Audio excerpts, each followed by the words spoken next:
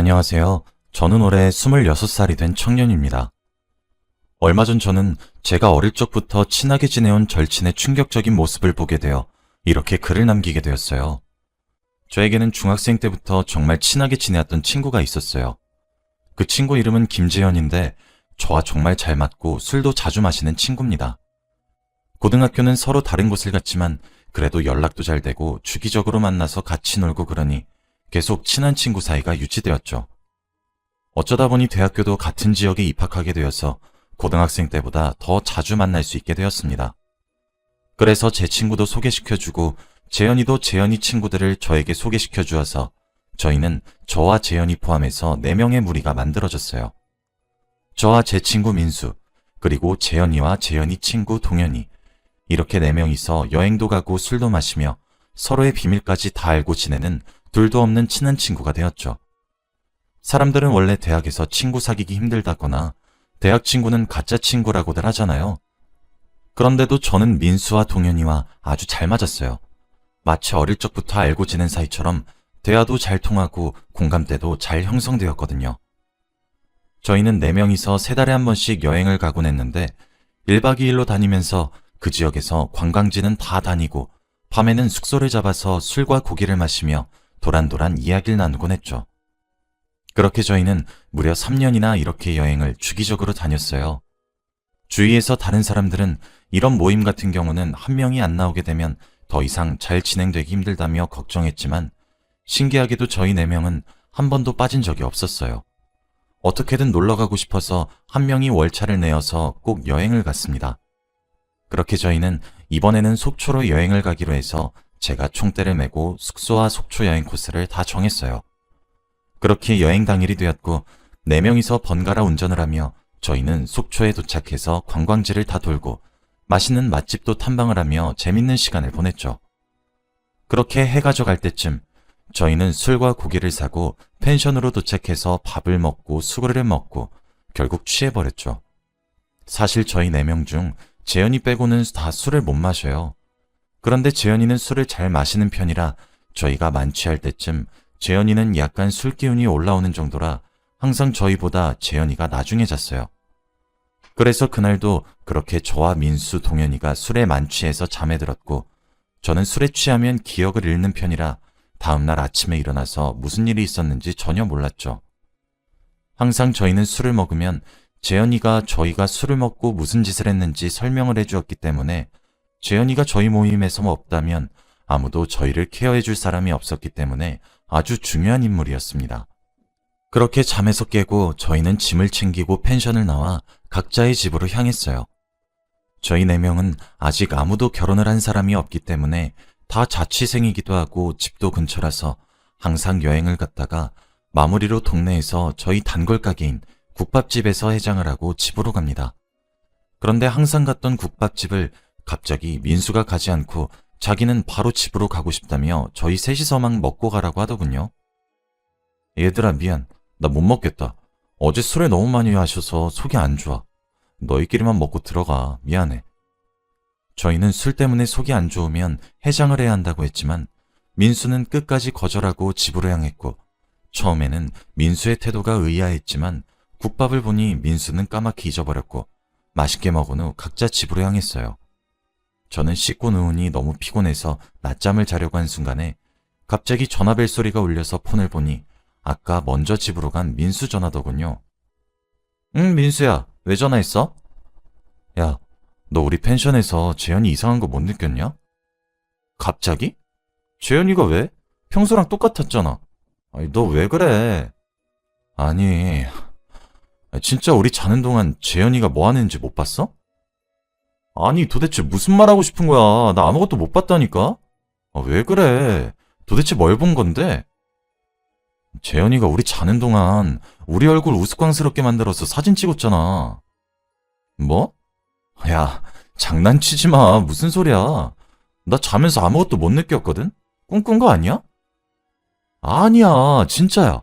내가 정확히 봤어. 무슨 소리야? 너 아까 그럼 국밥 먹으러도 안 간 게 재현이 때문이야? 어제 새벽에 그런 거 보니까 도저히 걔 마주하고 밥을 못 먹을 것 같더라. 어떻게 해야 하냐, 진짜?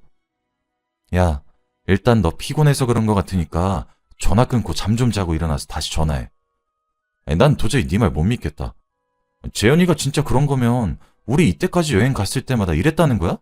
말도 안 돼. 그것까진 잘 모르겠지만 아무튼 난 어제 새벽에 정확히 봤다고. 일단 끊어, 민수야. 나중에 다시 통화하자. 저는 갑작스런 민수의 말을 도저히 믿을 수 없었죠. 재현이가 정말로 그랬다고 믿고 싶지도 않았고, 그리고 같이 잤던 동현이도 아무 말이 없는 거 보니까 아직은 민수의 말을 믿지 않았어요. 그리고 저는 잠을 조금 남들보다는 깊게 자는 편이긴 하지만 자는 동안에 누가 제 얼굴에 손을 대는 느낌은 전혀 받지 않았죠. 민수의 말 때문에 기분만 찝찝해지고 아직 제 눈으로 확실히 보지도 않았는데 재현이를 의심하게 될 것 같았어요. 결국 저는 잠도 다 깨고 그날 한숨도 자지 못하고 민수의 말만 계속 생각했습니다.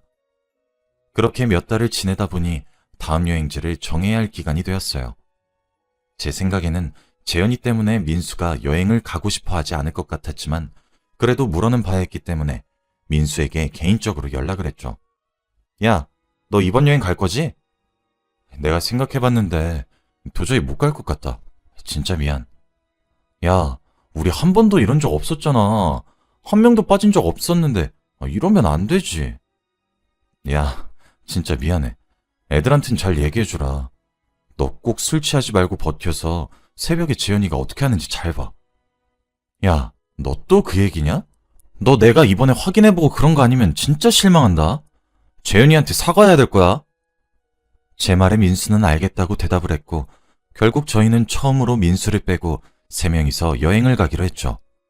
매번 4명이서 여행을 가서 그런지 한 명이 빠지니까 흥도 잘 안 오르고 민수의 빈자리가 너무 크게 느껴졌죠. 저희는 여행을 다 끝마치고 펜션에 와서 여느 날과 다름없이 다시 술을 먹기 시작했어요. 저는 민수에게 당당히 그런 일 없었다고 말해주기 위해 술에 취하지 않기로 결심했습니다. 그래서 평소보다 술을 먹는 양을 반으로 줄이고 안주 위주로 먹으면서 재현이와 동현이한테는 배가 불러서 술은 더 이상 못 먹겠다고 했죠. 그렇게 동현이만 잔뜩 취하고 저는 약간 기분이 좋을 정도까지만 마셨습니다. 당연히 재현이는 술에 취하지 않았어요. 저희는 자기 위해서 방으로 들어왔고 동현이는 재운 다음 저도 씻고 자려고 누웠죠. 저는 재현이가 잠들기 전까지 절대 먼저 자지 않았어요. 자는 척을 하면서 재현이가 자기를 기다렸지만 재현이는 잠을 자지 않았죠. 그런데 갑자기 재현이는 제가 자는 줄 알았는지 갑자기 휴대폰 후레쉬를 켜며 조용히 자리에서 일어나 알 수 없는 미소를 씩 짓는 겁니다. 저는 그런 모습을 보고 너무 놀라서 그런지 아무 말도 나오지 않았고 저도 찍힐까봐 자는 척을 하려고 하는 찰나였어요. 제 휴대폰에서 갑자기 알림 소리가 들렸고 제가 잠에서 깬 척을 하니 재현이는 놀랐는지 얼른 사진을 찍는 것을 멈추고 자기 자리로 돌아가 다시 자더군요. 저는 알림 소리가 동현이를 살렸다는 생각에 너무 다행이었습니다. 저는 한숨도 자지 못한 채로 다음날 아침이 밝았죠. 그런데 재현이는 동현이에게 아무 잘못도 없다는 듯이 동현이에게 친근하게 말을 걸어왔고 저는 재현이의 이중적인 모습에 한 번 더 놀랐습니다. 저는 어떻게든 이 상황을 해결하기 위해 증거를 잡기로 했죠. 재현이 몰래 재현이의 휴대폰 속 갤러리를 보니 새벽에 찍은 사진은 전혀 없었고 아무런 증거가 없었어요. 저는 너무 당황스러워서 제가 어제 잘못 본 것 같다는 생각이 들면서 당장 민수에게 전화를 걸고 싶었습니다. 저도 도저히 재현이를 마주보고 국밥을 먹을 수 없었기 때문에 결국 일찍 집으로 돌아와 민수에게 당장 전화를 걸며 야, 내가 네 말 못 믿어서 미안해. 이제 어떻게 해야 돼? 재현이 신고해야 하나? 야, 내 말 맞다고 했지. 내가 그렇게 말했더니 안 믿더니. 미안해. 그런데 동현이 찍던데 동현이한테만 그런 거 아니야? 야, 뭐라는 거야. 우리 저번에 갔을 때 너한테도 그랬고 동현이한테도 그렇고 나한테도 하려고 하길래 내가 일부러 자면서 몸부림치는 척했지. 뭐? 나까지? 근데 내가 재현이 휴대폰 갤러리 보니까 찍은 사진 아무것도 없던데? 야, 바보냐? 당연히 백업하고 지웠겠지. 누가 바보처럼 그렇게 당당하게 갤러리에 저장해 놓겠어? 야, 우리 앞으로 어떡하냐? 우선 동현이한테도 말하고 셋이서 모여서 제대로 얘기해보자. 그래, 오늘 저녁에 시간 돼? 응, 가능해. 우리 맨날 가는 그 술집에서 6시까지 만나자. 저희는 재현이 빼고 저 민수, 그리고 아직 아무것도 모르는 동현이까지 셋이서 모여서 이야기를 나누었죠. 처음에 동현이는 저와 같은 반응을 보이며 전혀 믿지 않으며 되려 저희에게 어떻게 아무리 재현이가 싫다고 해도 그렇지 그런 막말을 하냐며 뭐라고 했죠. 하지만 저희가 진심을 다해서 말하고 만약 이 사건을 파헤쳤을 때 가짜라면 앞으로 우리랑 연락 안 하면서 살아도 된다고 했죠. 그렇게까지 말하는 저희를 보고 동현이는 진심이라고 생각했는지 드디어 믿으며 저희와 이야기를 나누게 되었죠. 그런데 동현이는 잠귀가 어두운 것도 아니고 평소에 누가 자기를 건드리면 바로 일어나는데 왜 아무 느낌도 안 들었는지 의아해 하더라고요. 저희도 그게 의문이었어요. 그래도 술을 많이 먹고 취한 상태에서 잠이 들어서 그런 것 같다고 결론을 내렸죠. 저희는 이야기를 나눈 끝에 그래도 이건 범죄라고 생각해서 우선 신고하기 전에 재현이의 말도 들어봐야 한다고 생각했기 때문에 그 술집으로 재현이를 불렀어요. 그런데 재현이는 저희가 무슨 말을 할지 예상을 했는지 표정이 좋지 않은 채로 술집으로 들어오며 저희 테이블에 앉았어요. 야, 김재현, 우리가 너 왜 불렀는지 알아? 무슨 일인데? 너 지금이라도 솔직히 말할 기회 줄게. 너 우리한테 잘못한 거 없어? 얘들아, 도대체 무슨 말 하는 거야? 좀 알아듣게 말해봐. 야, 김재현, 너 진짜 이렇게까지 할래? 기어코 우리 입으로 말하게 하는구나. 민수가 이렇게 말하고 나니 재현이 표정이 바뀌었죠. 얘들아, 나 절대 아니야. 갑자기 왜 그래? 누가 그래? 내가 그랬다고. 우리가 이 두 눈으로 똑똑히 봤어. 그러니까 거짓말 생각하지 마. 얘들아, 증거 있어? 난 절대 그런 적 없어. 재현이의 증거 있냐는 말에 저희는 할 말이 없었죠. 저희는 증거는 없었고 저희가 재현이가 그랬다는 장면을 눈으로밖에 보지 못했으니까 아무것도 증명할 게 없었어요. 저희가 아무런 말도 하지 못하니까 재현이는 얘들아, 어떻게 증거도 없으면서 이렇게 나를 몰아가? 너희 정말 세상에서 가장 친한 친구라고 여겼는데 날 이렇게 생각하다니. 정말 실망이다. 다신 나한테 연락하지 마. 저는 오히려 당당한 재현이의 모습에 정말로 제가 잠결에 잘못 본 것은 아닌지 스스로 다시 생각하게 되더군요. 좋은 친구를 잃어버리게 되었다는 생각을 하게 되었죠. 재현이가 자리에서 일어난 후 저희 세 명은 더 이상 아무 말도 할 수 없었기에 각자의 집으로 돌아가서 생각의 시간을 가졌어요. 저는 아무리 생각해도 제가 알고 있는 재현이는 그럴 친구가 아니었기 때문에 재현이에게 사과를 하고자 연락을 했죠. 재현아, 내가 아까는 정말 미안해. 내가 잠결에 잘못 봤나 봐. 너 이럴 사람 아닌 거 아는데 내가 미안해. 혹시 지금 만날 수 있을까? 내가 너희 집 근처로 갈게. 그렇게 저는 재현이와 단둘이서 근처 술집에서 만나서 이야기를 나누면서 어떻게 그런 의심을 했는지 재현이에게 다 털어놓았죠. 재현이는 제 말을 듣자마자 박장대소를 하면서 꿈을 꾼 거라고 말을 했고 저는 재현이를 믿기로 했죠. 그런데 그날따라 술이 잘 취하지도 않고 오히려 재현이보다 제가 더 술을 잘 마시는 기분이 들더군요. 저는 생각이 많아서 술이 잘 안 취하는가 보다 싶어 저보다 먼저 취한 재현이를 집에 데려다 주려고 자리에서 일어나려고 하니 재현이가 화장실 좀 다녀오겠다며 비틀거리는 다리로 화장실로 향했어요. 그런데 저는 테이블 위에 놓여있던 재현이의 휴대폰 속이 궁금해졌죠. 저번에 한번 확인을 해봤지만 그래도 더 정확히 확인을 해보고 싶었기 때문에 저는 망설이다가 재현이의 휴대폰을 열어 사진을 백업할 수 있는 어플에 들어갔어요. 그런데 그 속에 담긴 사진들을 본 순간 저는 아무 말도 할 수 없었습니다. 왜냐하면 백업한 사진들은 전부 다 저희의 우스꽝스러운 모습은 물론이고 뒷모습까지 언제 찍혔는지 모를 사진들로 가득했습니다. 사진들은 날짜별로 전부 저희가 여행을 가기 시작한 첫날부터 찍은 사진들이 수두룩했고 사진도 무려 10,000장이 넘어갔죠. 저는 재현이 휴대폰 속 백업 파일들을 전부 제 휴대폰으로 사진을 찍어 증거를 남겼고 당장 민수와 동현이에게 전화를 해서 여기로 부른 후 경찰에 신고를 했습니다.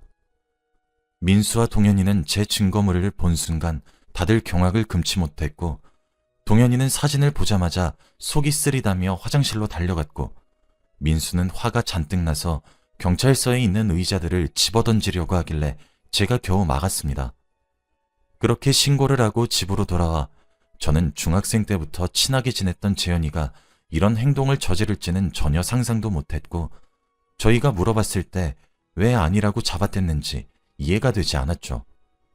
그때 재현이의 표정은 너무나 당당했고 잘못이 없는 눈빛이었거든요. 그런데 며칠 뒤 경찰서에서 연락이 와서 달려가 보니 재현이가 경찰들 앞에 앉아서 조사를 받고 있더군요. 그리고 거기서 저는 또 하나의 충격적인 진실을 알게 되었습니다. 저희가 지금까지 재현이보다 항상 술이 먼저 취했던 것은 저희가 술이 약해서가 아니라 재현이가 저희에게 자기가 마시는 술보다 높은 도수의 술을 주고 있던 것이었어요. 제가 재현이와 단둘이 만났을 때 취하지 않았던 이유는 그날 딱 하루 재현이가 마시던 술과 같은 도수의 술을 마셨기 때문이었어요. 진심으로 믿었던 친구에게 이런 배신감을 느끼니 정말 하늘이 무너지는 것 같았고 도저히 용서가 되지 않았습니다. 그래서 의자에 앉아있던 재현이의 멱살을 마구 잡고 흔들며 주먹으로 얼굴을 때리려고 손을 높이 들었어요. 재현이가 제 눈도 못 마주치고 아무 말도 하지 않은 채 그저 미안하다고 사과를 했죠. 경찰들도 저를 말리고 이러면 저도 처벌을 받는다며 싸움은 안 된다고 했습니다. 야, 김재현, 하나만 묻자. 도대체 왜 그런 건데? 미안해. 한 번만 한다는 게 2번, 3번, 몇십 번이 되더라. 이번이 정말 마지막이었어. 정말 미안해. 해줄 말이 없어. 저는 재현이의 말을 듣고 아무 말도 하지 못한 채로 경찰서를 나오니 눈물이 흐르더군요. 세상에 하나밖에 없던 단짝 친구에게서 이런 이중적인 모습이 있었다뇨. 그 후 저와 민수, 동현이는 한동안 연락을 하지 않았고 재현이를 잊은 채로 살아가려고 할 때쯤 재현이가 감옥에 들어갔다는 얘기를 듣게 되었고 뭔가 마음이 시원섭섭했어요. 결국 저는 제일 친한 단짝 친구를 잃었지만 후련합니다. 지금의 저는 아주 평범하게 지난 날은 다 잊고 살아가고 있습니다. 제 이야기는 여기까지예요.